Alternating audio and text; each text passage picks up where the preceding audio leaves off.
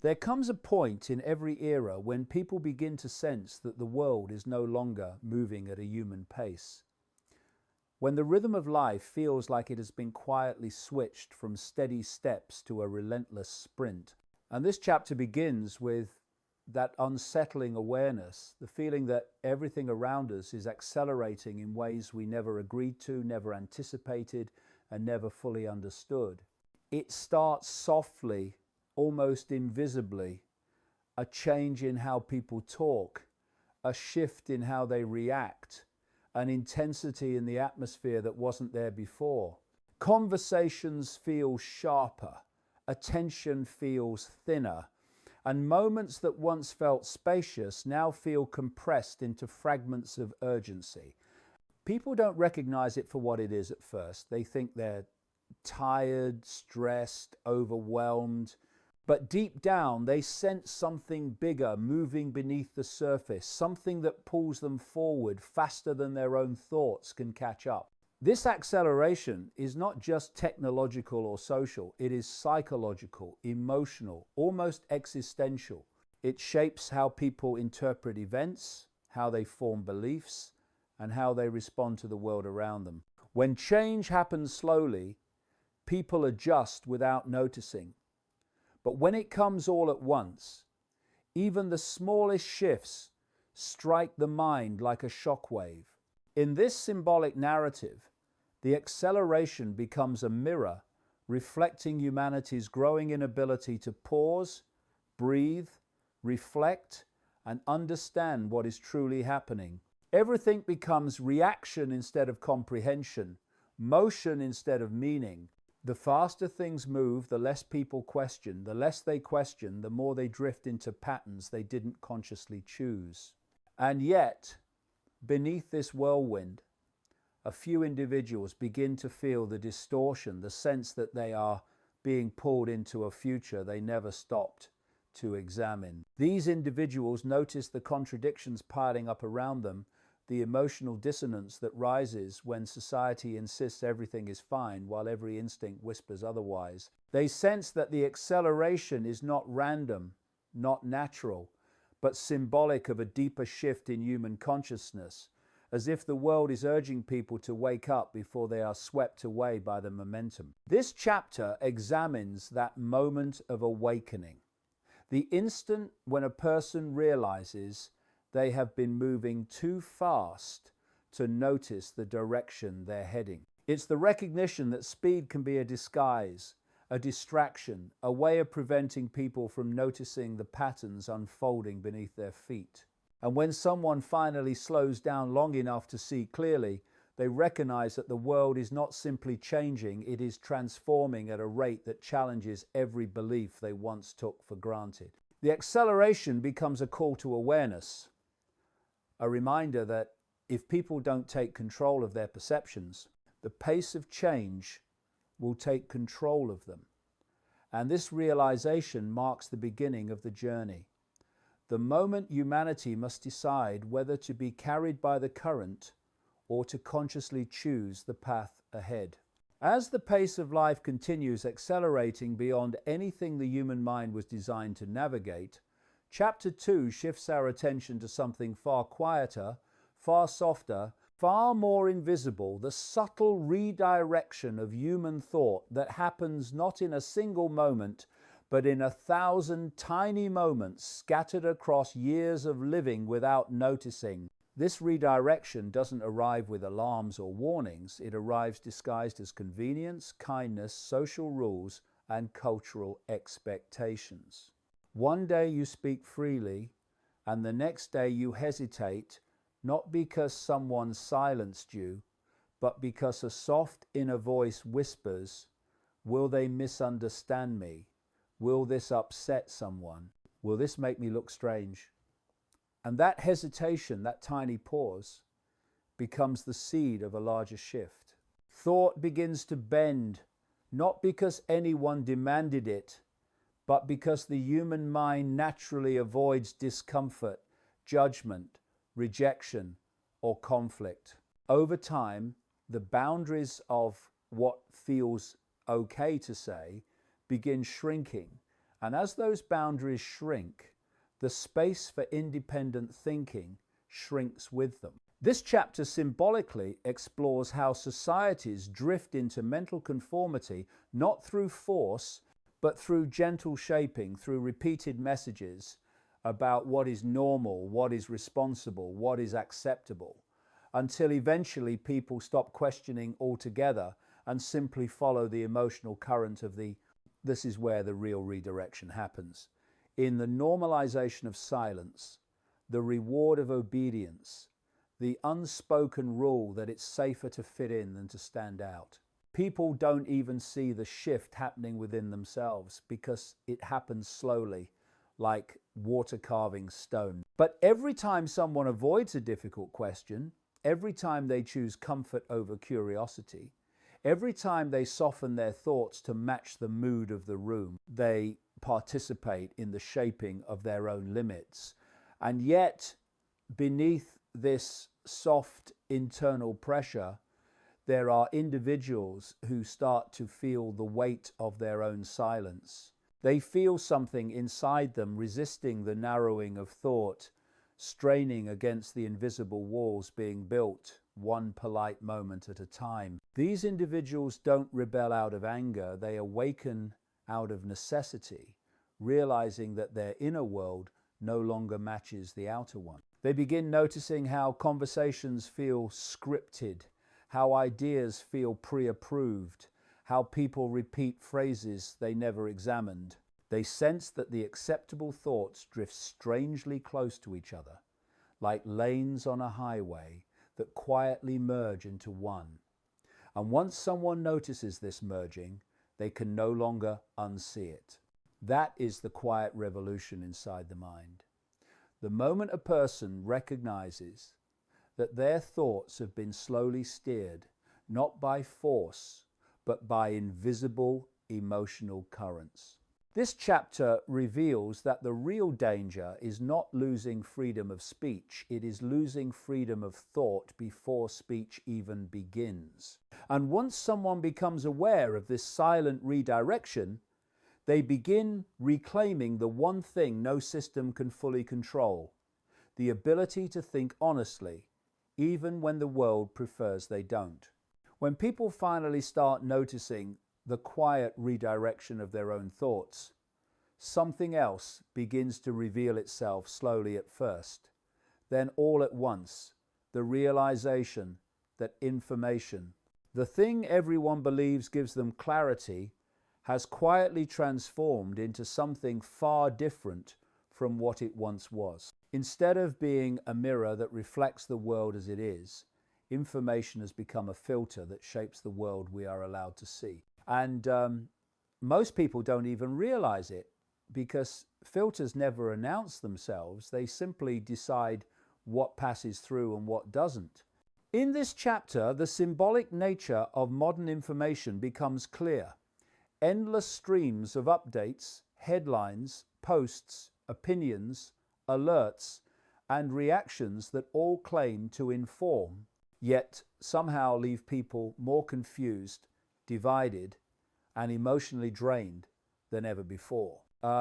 It's not the lack of information that blinds people, it's the overwhelming amount of it curated in such a way that clarity becomes rare while noise becomes normal. People begin to notice that they see only fragments of truth, only certain angles, only certain stories repeated until they feel like the only stories that exist. And because most minds are too exhausted to dig deeper, those fragments quietly become their reality. The tragedy is not that people believe lies, it's that they believe half-truths, incomplete truths, truths filtered through layers of emotion, repetition, and selective visibility. And as this happens, something symbolic unfolds.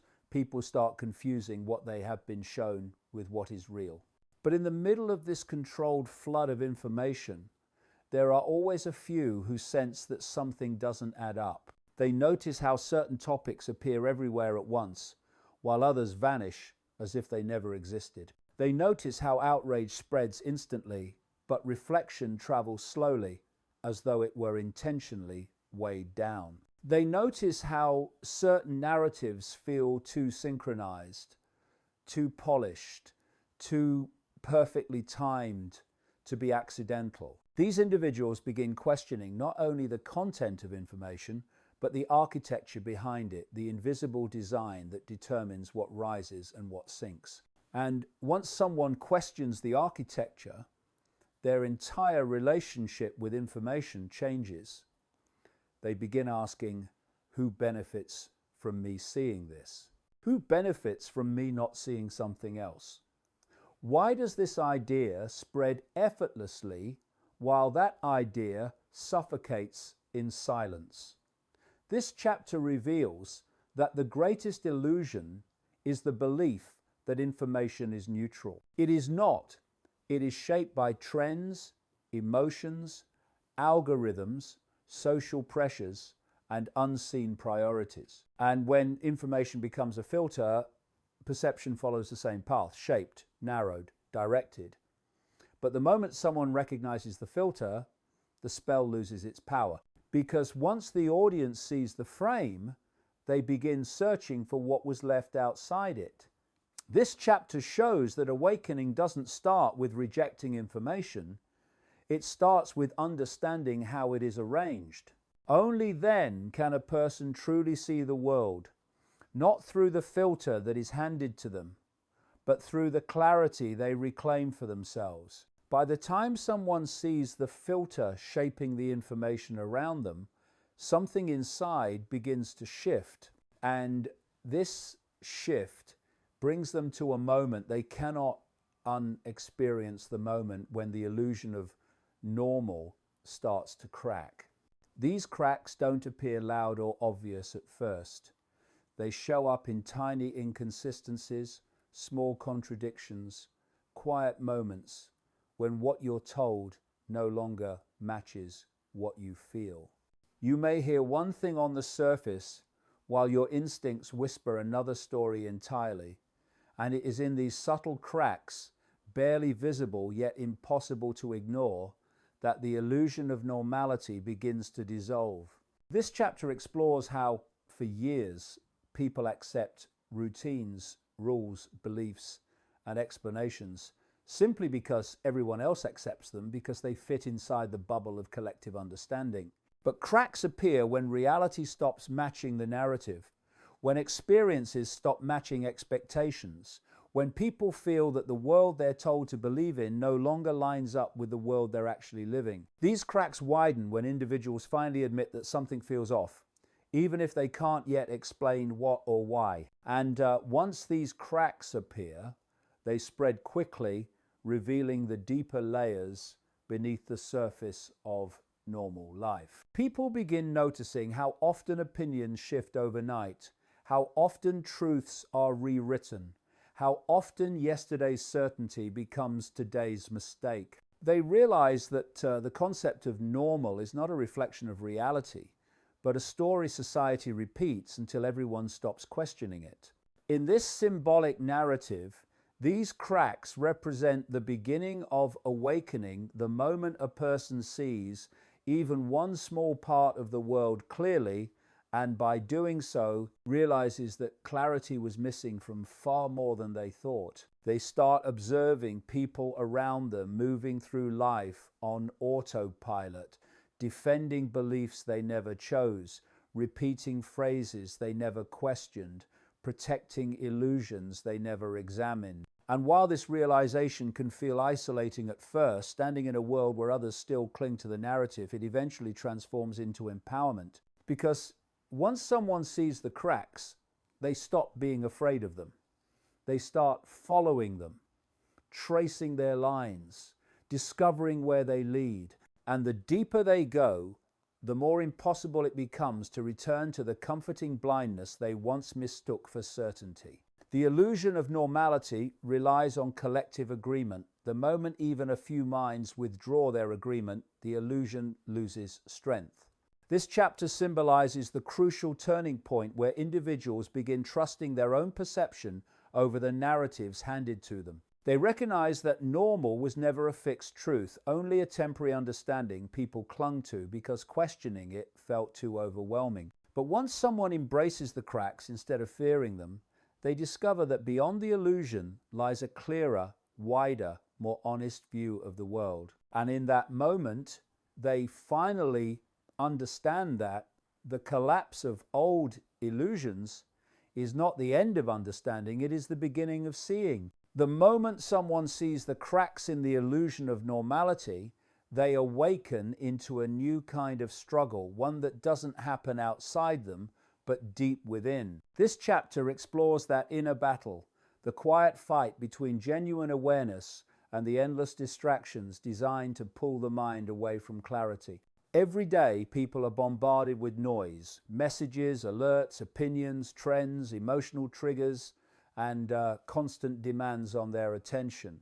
And because the mind has only so much space, these distractions begin to fill it completely, leaving little room for thought, reflection, or understanding. Most people don't even realize they are losing themselves in this noise. They simply feel restless, unfocused, ungrounded, and strangely disconnected from their own inner voice. This symbolic battle is not about intelligence, it is about capacity. The more crowded the mind becomes, the less room there is for truth to land. Distraction becomes a kind of psychological fog, hiding deeper insights beneath layers of emotional reactions and mental clutter. And yet, within this overwhelming environment, a few individuals begin noticing the effect the noise has on them.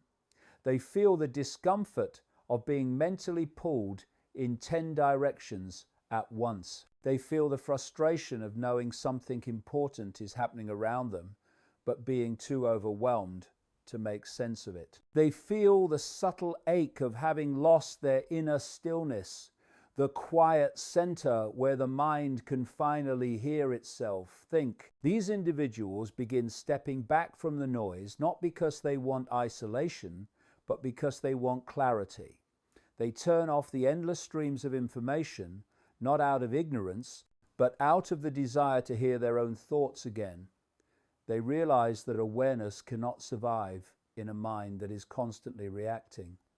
It needs silence, it needs space, it needs intention.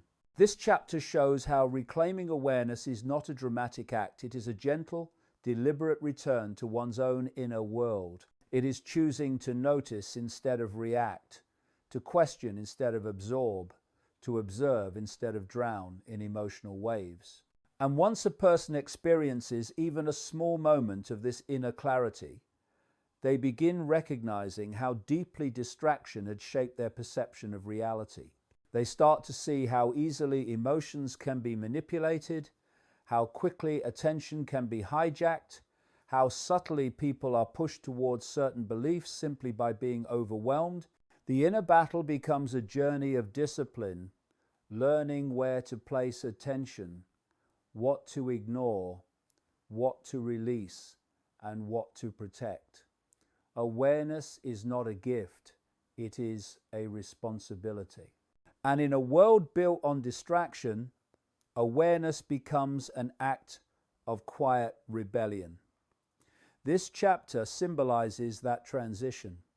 The moment a person steps out of the storm of noise and into the calm center of their own mind, realizing that clarity was never gone, only buried beneath the distractions fighting to keep them asleep. Asterisk, after the inner battle for awareness begins, something profound rises within an individual, a clarity that was always there, waiting beneath the noise, the filters, the conditioning, and the illusions. Chapter 6 represents this moment, the symbolic turning point that every generation eventually reaches, though most pass it by without recognizing its significance. It is the moment when a person stands at the crossroads of who they were taught to be and who they are capable of becoming. And this moment is not dramatic, not cinematic. It is quiet, almost fragile, like a soft voice finally speaking after years of being silenced. A shift happens inside, you start realizing that awareness is not just about seeing the world differently, it's about seeing yourself differently within that world. You understand that every belief you accepted automatically, every assumption you carried unquestioned, every fear or limitation that shaped your decisions was placed there by years of influence, repetition, and inherited understanding. And once you see that, you can no longer pretend. You can no longer move through life automatically because the illusion of unconscious living has been broken.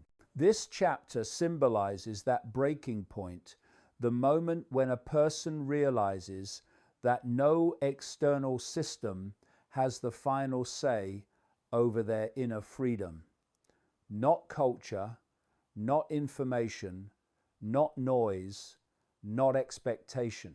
The world may try to shape perception, but it cannot control what a person chooses to become once they awaken to their own awareness. And this turning point is not just personal, it represents a broader shift happening quietly across humanity. As more individuals recognize the cracks in the illusion, step back from distractions, reclaim their attention, and question inherited ideas, something collective begins to change. The world doesn't transform through sudden revolutions. It transforms through the slow, steady awakening of countless individuals who choose to see clearly rather than comfortably. This chapter reveals that the next era will not be defined by technology, politics, or systems. It will be defined by consciousness, by the number of people willing to think for themselves, feel deeply, question fully, and stand firmly in their own awareness. And even though the world feels chaotic, uncertain, and accelerating faster than anyone expected, there is a quiet hope in this journey. Every awakened individual becomes a spark for others. Awareness spreads not through force, but through example. When one person sees clearly, they help others realize they were capable of seeing clearly too. This is the symbolic turning point, the moment humanity decides whether it will drift deeper into unconscious momentum or rise into conscious understanding. And the truth is, the future will be shaped by whichever choice more people make. If you want to continue exploring these ideas with us, make sure to subscribe to our channel to watch more.